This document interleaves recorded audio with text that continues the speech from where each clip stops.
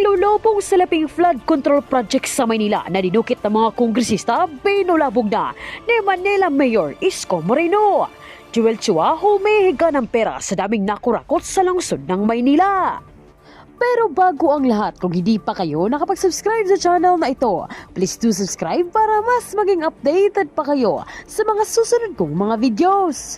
Pinasabog na ni Mayor Isko Moreno ang nagkakahalagang 14 billion flood control project sa lungsod ng Manila na kung saan kumpirmado niyang wala ni piso ang napundar sa Manila dahil sa mga kongresista at kontratista na may hawak nito.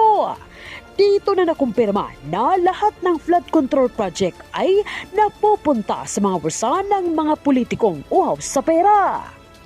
Tapos malaman ko, may flood control project pala kayo dyan.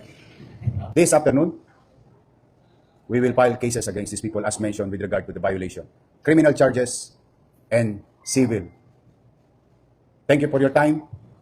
I may now entertain some of your questions. Good evening natin lang. Pakistate ako yung outlet. Ako pa. Good morning po, Yorme. Hi, Sian. Sian Ambrosio po from ABS-CBN. Yorme, yung pinabanggit po ng company, isa lang po ba yung sa pinabanggit ni Presidente? Parang pamilya po yung name. Yes, sila ay mga kumpanyang nakasama sa mga binanggit ni Pangulo at reported sa website ng Office of the President. Yung, what you call isumbong mo sa Pangulo. Yes, they're one of those.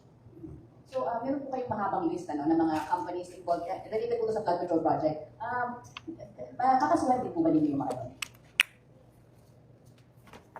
This is the flood control project done in the city of Manila 2022, 2023, 2024, and 2025, amounting to more or less 14 billion done in Manila.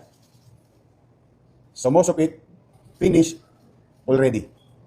Bumaha ng pondo sa Maynila, bumaha pa rin sa Maynila. Now, itong lahat ng ito ay walang permit sa lungsod. Yes, we are investigating them, and they are also being investigated by the Office of the President. But that is the thing of the past. Sad to say, ulitin ko, bumaha ng pondo sa flood control sa Maynila, amounting to 14 billion, and yet the people of Manila and those people studying, working, doing business, going in and out of Manila, continue to suffer with the flooding.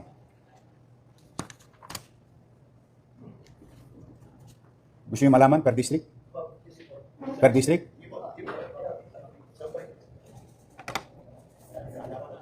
Ginalo. District 1, 3.4 billion. District 2, 2 billion and 59 million. District 3, 4.2 billion. District 4, 1.3 billion. District 5, 1.1 billion. District 6, 2 billion and 60 million. Total of 14 billion, 313 million, 132,309 pesos and 12 centavos from project allocation for the year 2022, 2023, 2024, and 2025. At malamang sa hindi, kulang pa yan. Kasi ang lahat ng ito ay kinuha lang namin sa website ng Pangulo.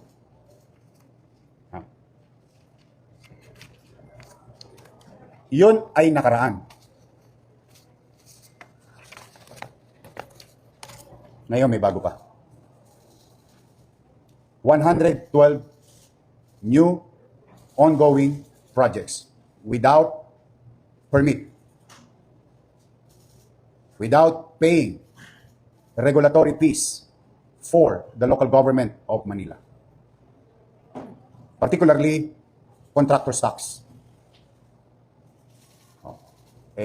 Pag ordinaryong tao, nag-a-apply ng demolition permit. Pag ordinaryong taong nagporsigi, nakaipon, papaayos ang bahay, kumukuha ng building permit. And they pay regulatory fees, like what you call contractor's tax under the Manila Tax Ordinance. These are ongoing. We'll send you a copy of this. And yung mga binanggit ni Pangulo na mga kumpanyang paborito, nandito rin. Kayo na ang humusga. Konti-konti lang po to. Random. 145 million, 97 million, 140 million, 94 million, 80 million, 142 million, 141 million. Ba? Kadikit-dikit pa yung numero. 141 million. GLC ulit. Ang daming GLC.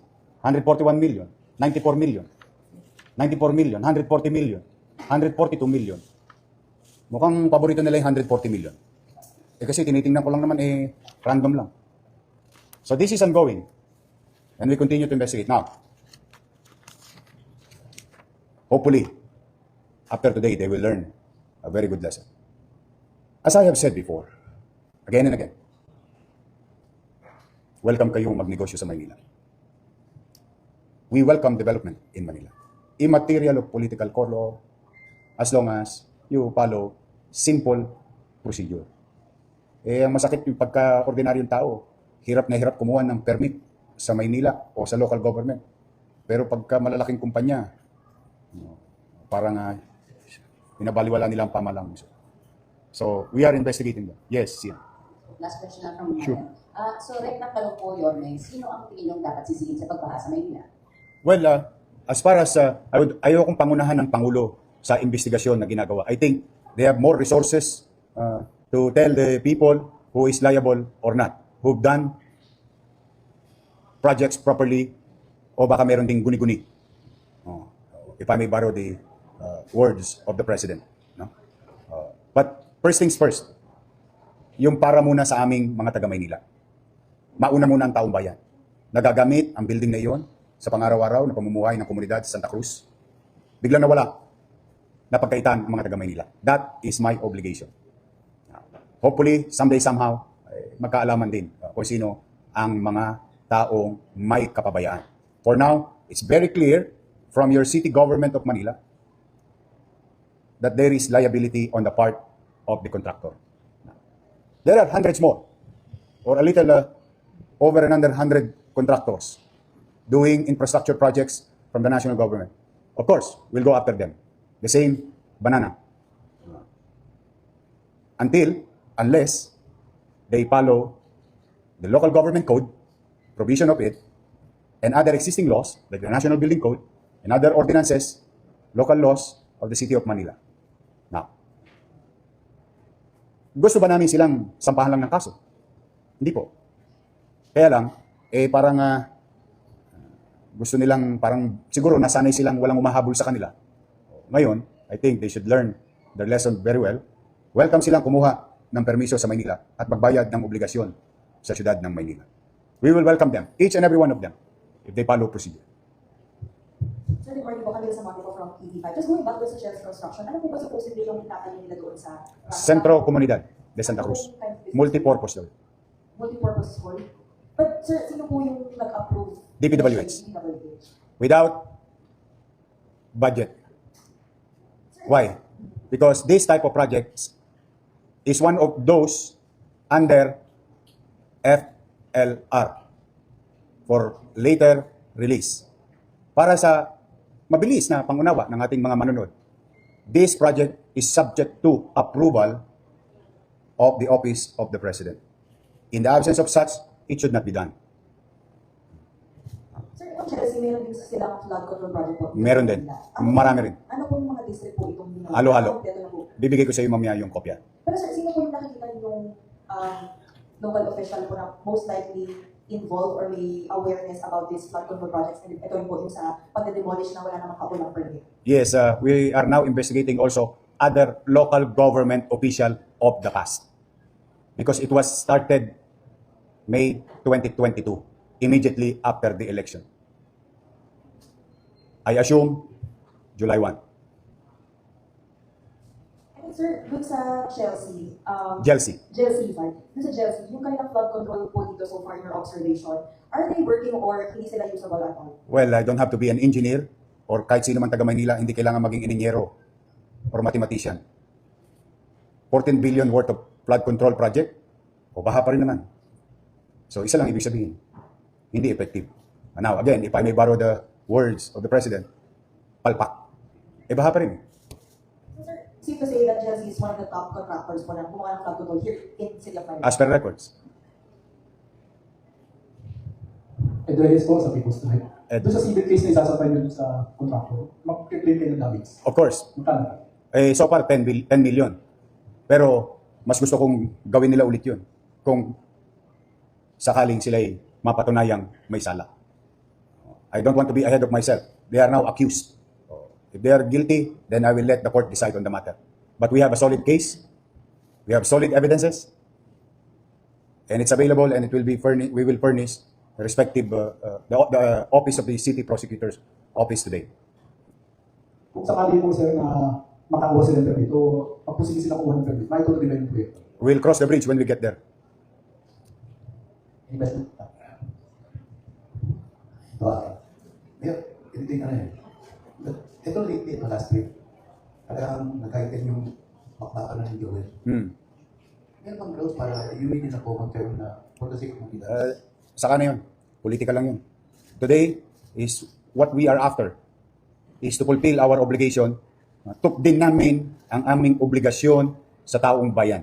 Pasilidad ng taong bayan, obligasyon ko itong proteksyonan.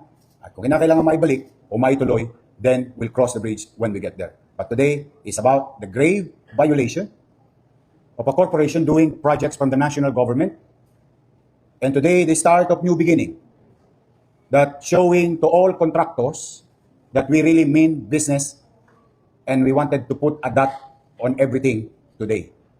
If they will not comply, all those mentioned in the records, they will suffer the same thing what GLC Construction and Supply Company will suffer. And walang holy cow. Tuloy-tuloy na to, Pat. Now, I hope they are watching.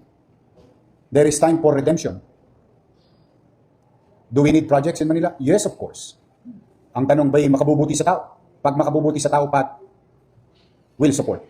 The way we did with Congressman Cheng and Congressman Maceda.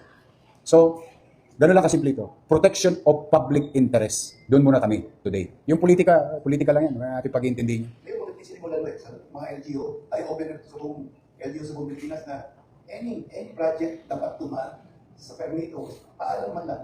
Elementary courtesy, hindi nangyayari yan kasi kahit mga proponent mga officers. Actually, it's not even a courtesy if I may put that in right perspective. It's more on following the rules and regulations as stated by the law. So, alam mo yung pagod na yung tao, ano ba talaga? Sino ba talaga may sala? O, ito ngayon, yung damdamin ng taong bayan, tinutugunan namin ngayon at tinutulbukan na natin ang mga bagay-bagay.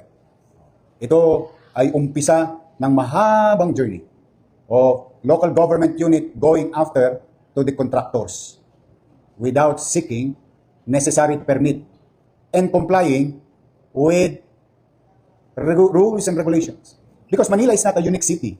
The law that is existing in Manila is the same law that exists in 1,600 plus local government unit because we only have one law, what you call RA 7160 or the local government code. And I think any lawyer for that matter will agree with me. So what is happening to X city, to B city, to Y city is also happening, or laws that existing there is the same law that exists here in the city of Manila. It's just that your city government of Manila's action today is to really put an end to these abusive contractors of national government agency not following rules and regulations and existing laws. Kaya ko lang natanong yan kasi si BBM, yung mga LGU, Sinabi ni BBM. kaya alam, na may project pala doon sa lugar nila. Ang laki-laki BBM. Pati governor, napanood ko eh.